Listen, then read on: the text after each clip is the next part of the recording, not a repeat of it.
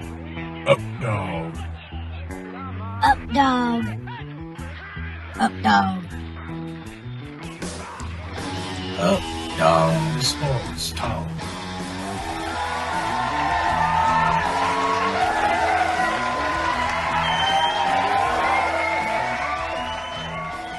Hello, and welcome to Updog Sports Talk. My name is Updog. Matt Miller. That is Justin McGovern. What's going on, Justin? Matt, we are finally almost to the NFL season. This is the last of our NFL preview series. We're going to talk about the AFC North today. And how we're going to start that off is we're going to start off with, your favorite team is first. The Pittsburgh Steelers.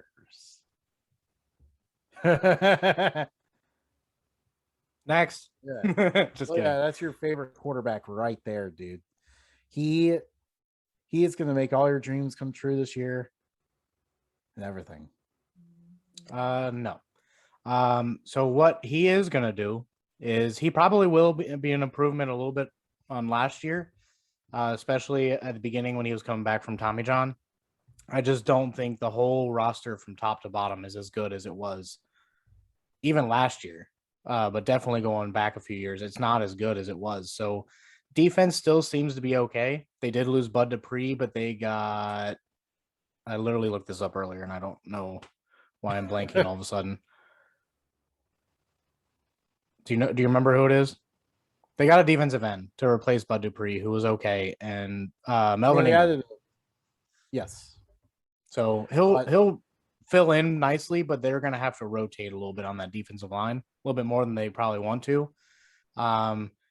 Running game, Najee Harris just looks great, but is he going to be that Alabama running back that does 48 carries and 84 yards?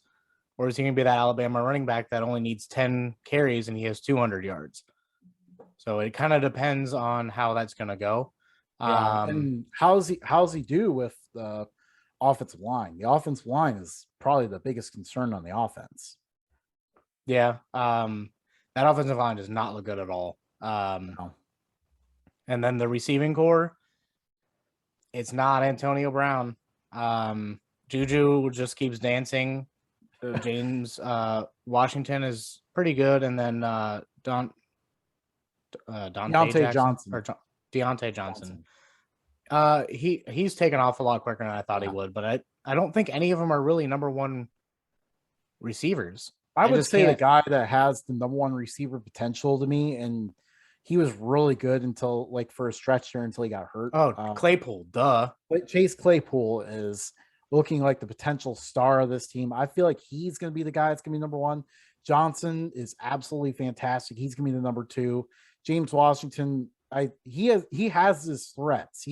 He provides a fast threat to the defense, but he's just not consistent. But I think he can find his role somewhere in the offense. So the only problem with that, Juju obviously is not taking his career seriously, dancing on TikTok or whatever. But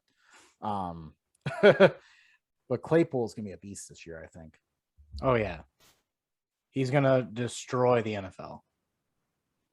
Yeah, and I mean, Big Ben, he does look a little bit better this year.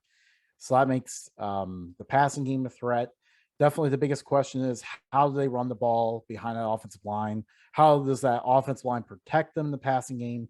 Obviously, the passing game would be a little bit more protected this year because it looks like their offense will actually have some imagination. They may change the offensive coordinator because their offense will just straight up drop back pass every single time. And there's just no creativity around it. And even when they ran, the running plays just were not that good. The only thing that I have to say about their defense is they are going to miss some of their corners. Yes. They lost 2 corners this offseason, one of which went to the Bengals. So that'll be a big blow on their defense or in their secondary. They still have Minka Fitzpatrick? No, he's a defensive back. Yeah. The one who was on the Browns. Joe Hayden. Yeah.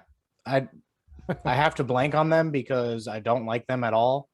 But I have to give my props to Joe Hayden. He has turned his career around since not wanting to be in Cleveland anymore. Definitely. But yeah, this defense is still going to be tough. I mean, the front seven still is very scary to deal with for the offense, but yeah, definitely just some questions around the offense this year. The defense, as we learned late in the year when the Steelers kind of collapsed a little bit, can't do it all. It's going to be all down to the offense and how the offensive line performs. But we move on to our next team here. Up next, this is a team that won the division last year, I believe. No, they did not. They did not win the division. They won the year before. That's what I'm confusing with. Let's just get to them. The Baltimore Ravens. Running backs. Yes. Immediately, that's the concern with this team. No, that's the Baltimore running backs. Well, Matt, they're running out of them. Lamar Jackson is their leading rusher that's returning. J.K. Dobbins had a ton of potential. And just this weekend, he went down with an ACL injury. So now their running game is going to be led with only one mildly productive running back in Gus the Bus Edwards. They have like a bunch of unknowns to like provide any sort of receiving threat because Gus the Bus is pretty solid inside the tackles, but he provides no options at all for. He's a power back. Yes. And overall, receiving brings us to our next point here is that the receiving core was something they finally worked on this offseason. They only had Marquise Brown as like a capable guy last year. That did not work out. This team barely had any sort of passing game. They've added Rashad Bateman in the first round, added another third round pick to try to add some threats to this offense, signed Sammy Watkins. Matt, do you think that will help them and help them improve? It's an improvement. I think Sammy Watkins got kind of a boost when he was in Kansas City. But I don't think Lamar Jackson's a slouch at quarterback. His gift is his legs. And Yes. if that's what made him his money. He's getting better as a passer. Now he has the receivers to throw to. So the Ravens offense is looking pretty good from a passing game standpoint. They said that they do not want to sign Todd Gurley, which probably means they're probably not going to sign a guy to jump in and take some carries. If they do sign a guy, it'll probably just be for depth. And the other issue with Todd Gurley is that at this stage in his career, he's not much of a pass catching back either. And that's the main need they have right now. Yeah. And defense, they still got it. I mean, they lost a few people, but they still have it. Like, I think I saw Jimmy Smith was hurt for a little bit, or out. Is he out for the season? I think he's just hurt for a little bit.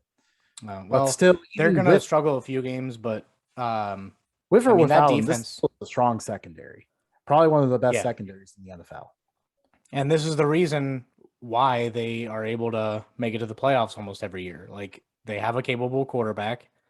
They have the offensive line-ish to protect him still. I think they took a step back this year, but it was the year before they really, because entering 2020, they took a step back when Yonder retired, and they haven't really figured out how to solve that one yet. They haven't found anyone to replace him, so that's the tough test with the offensive line. Just how do they replace Yonder's impact? But they have probably one of the most solid teams historically in the past 15 years. Like, they've gone through 2 or 3 quarterbacks. Yeah. And they made the playoffs and won Super Bowls. Like, I don't think they won a Super Bowl in the last 10 years, but they're always competing. So this team will always compete. Yeah, this no matter who you have. Super Bowl. I mean, this team's a playoff contender every single year, and they're always in the playoff race. They may not always get in, but they are a contender for this division and a contender for the playoffs every single year. I think they just get the bad luck of the draw, and then they can't keep up in the division. That's why they miss the playoffs. Yeah. And I mean, for the most part, really their main question is how do they contend in the playoffs? They finally pulled off a playoff win this year, but they finally made it to the divisional round. So they finally answered I don't think that they're going to be able to compete with the Browns in the playoffs or Kansas City or Tennessee or even Buffalo. I really think they're probably around the 5th. So they can squeak in a wild card, but I think that's about all they're going to do. Yeah, they almost look like they definitely seem to look like a wild card team to me too. Who we got next? But well, you mentioned the Browns. Let's go to the Browns. This team is just, I mean, this is the most optimism we've seen around the Cleveland Browns in such a long time. They finally won a playoff game last year and just dominating the Steelers in the playoffs. That alone was cause for you got excitement. it. You love to see it. They had a lot of excitement too, and then they almost caught a break with Patrick Mahomes getting hurt in the second half against them. They were literally one miraculous Chad Henne pass from possibly pulling off the upset of the Chiefs. This team looks good. I've said this for 3 years now. The Browns are a team that you have to run the ball, and they have 2 running backs that you can run the ball with. Yes. Baker Mayfield has, so I'm going to say something that's probably going to get a lot of heat, but every starting quarterback that is successful in the NFL has at least one elite capability. And for Baker Mayfield, that's his precision passing. And Yes. they have the receivers to catch those balls. So offensively, they look great. Defensively, their secondary is a little young, but they do have great players back there. And then their defensive line, they have Clowney and Garrett. Like, there's no reason why the Browns can't try to compete for a Super Bowl here. Yeah, I mean, they have a lot of the pieces. Definitely a receiver. They got OBJ back. OBJ was not playing well when he got hurt last year, so how he plays will be a factor. But Jarvis Landry is solid as always. Donovan Peoples-Jones is coming on. The offensive line, I don't think we gave them enough credit yet. This might be one of the best offensive lines in the NFL. They are very strong up there and lead the way for the strong running game that the Browns have. Defensive line, like you said, Myles Garrett, Jadeveon Clowney, incredible duo up there. Garrett, from the pass rushing perspective, he also defends the run well. Clowney doesn't offer much in the pass rush, but he defends the run super well. And that was an area they needed to address last year. They were a little bit giving against the run. But obviously Clowney helps fix that. So one thing before we move on to the final team in our countdown. Does Stefanski and Baker have the best coach and quarterback beards? Hey, they might. I mean, I don't know how Baker keeps his beard the way he does, but it's always just neatly trimmed and everything. And I know I can't manage that. No, I can't either. I mean, I have mine tucked up, so I can't either. Yeah. But yeah, no, this is a strong looking team. Looks like a promising season. But for our last edition of the preview, we obviously had to end this preview series talking about the hometown team, the Cincinnati Bengals. Cincinnati Bengals. That's the team I'm gonna cheer to victory. They're not gonna win, but they have a lot of promise. So they can potentially, at their best, compete for a playoff spot and probably not get it. But Burrow coming back, it'll be interesting to see what he does. Yes. If he plays as the Joe Burrow that we started seeing a little bit in the middle of last year, they can do a lot. Jamar Chase needs to catch the football. He's been bad at it all camp. I don't know if it's because he was out. I don't know if it's because where he landed or because of some Instagram feud he has with his potential baby mama. Don't know what's going on with him, but he needs to catch football. The rest of the receiving core looks great. Excited to see that. T. Higgins and Tyler Boyd are both going to be really good. Oh yeah, T. Higgins may lead the team in receiving yards. Yeah, he could be the number one guy this year. Oh yeah, and then the offensive line, just dropping Bobby Hart was a massive improvement to this team. And then they got Jackson Carman, who isn't Penei Sewell, but he'll get the job done. He's from Cincinnati, went to Clemson over Ohio State, so I already like him. And I think they have him at guard right now, but I think eventually they'll move him over to cover for Riley Reef, who's had been struggling a little bit in camp and into the preseason. Defensively, One last thing on the offensive line. They have not allowed, don't know what they did this previous game, but the offensive line in the first 2 games did not allow a sack. That definitely is a huge key because that was a massive issue for them. And then defensively, they actually are being led by their defense in these preseason games. So their defense is strong.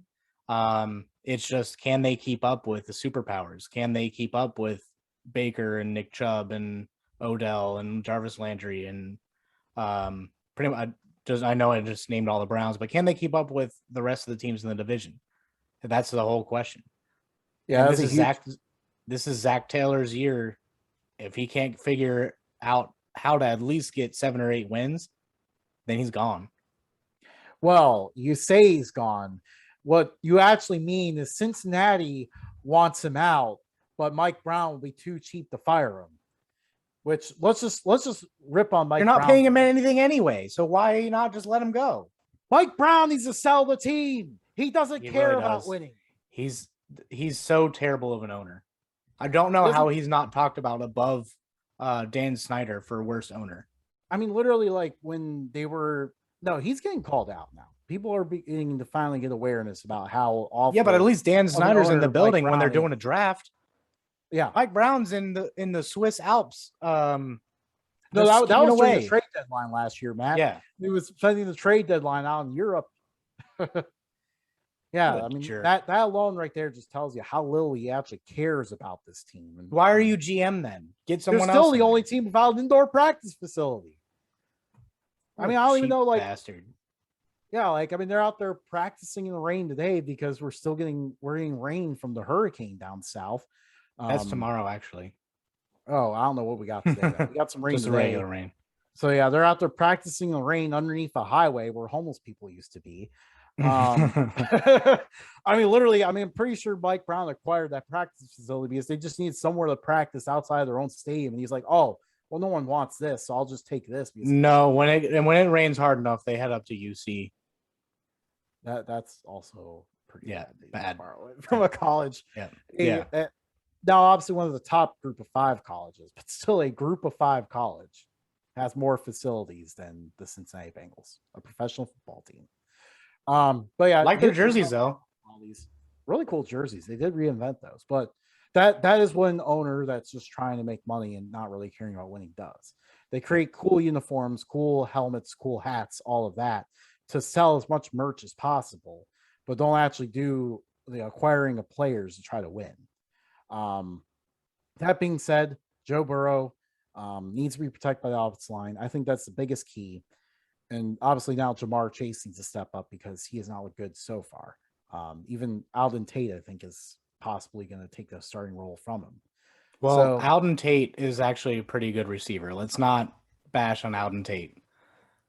But yeah, and then obviously they're also making room in the run game for Joe Mixon. Mixon last year had no room to run. He now is going to be catching the ball in the backfield, it seems. Mixon's ready to eat. And they got CJ Uzama back at tight end, which isn't great, but it's better than Drew Sample. So I guess it's something. Yes, absolutely. I mean, there's enough pieces here where you could see where things could go well for the Bengals, but some of the same questions still persist, which is why they also could end up having a bad year. Yeah. Earlier, I didn't finish my thought. I said at their best, they could be pushing playoffs and not get it. I forgot to add at their worst. At their worst, they're a 2-win football team. Yes. Well, with that being said, let's figure out, what do you have the finishing order of this division being?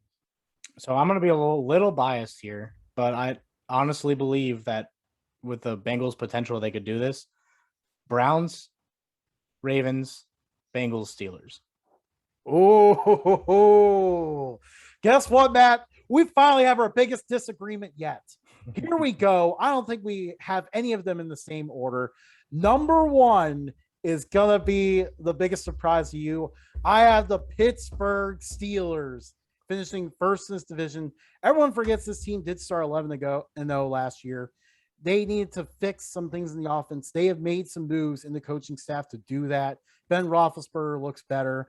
This team has a lot of potential. And overall, other than Juju on this social media thing or whatever, they have been very quietly just angry this offseason, just ready to prove a point after everyone was down on them this offseason for how they ended last year. If They you are want pissed Justin McGovern's address to egg his place, just remember, 1, his fiance is pretty cool, and 2, just hit me up. I'll give it to you. I may join in with you throwing eggs at his face. Get out of That here is with that, straight Matt. BS. Get out of here with that shit. All right, number 2. We're pretty close in this one, but I have the Cleveland Browns finishing second. This team just has so much potential. Definitely like a lot of what they have. Number 3, a little bit of a dip for the Ravens. Maybe this is an overreaction to the Dobbins injury, but at the same time, I mean, when you don't have as much options to run the ball when you're a run first team, that's not a good thing. The improved receiving core is having a lot of injury issues. This team seems a little like they might be going into a snake bin season here. I feel like that's just the vibe I'm getting from them. Number 4, the Bengals. It's a large uphill climb to even get one spot up in this division. Yeah, I mean, it's the toughest division in football, like no doubt. Definitely. I would argue the NFC West still. That division top to bottom is probably tougher than this division, but this division is second for sure. I don't know. I think the Bengals are better than the Broncos. NFC West, Matt. Oh, NFC West? Yeah, yeah, probably. Yeah. Well, Yeah, so- got anything else? No, that's all. I think that's the show. And all right, ladies and and the germs, that preview is season. it for our previews. We will look at some content to give you guys. Hit us up on social media. Give us that subscribe. Feel free to like us, pass us along to your friends. And then, yeah. See you guys. Have a good one, everybody.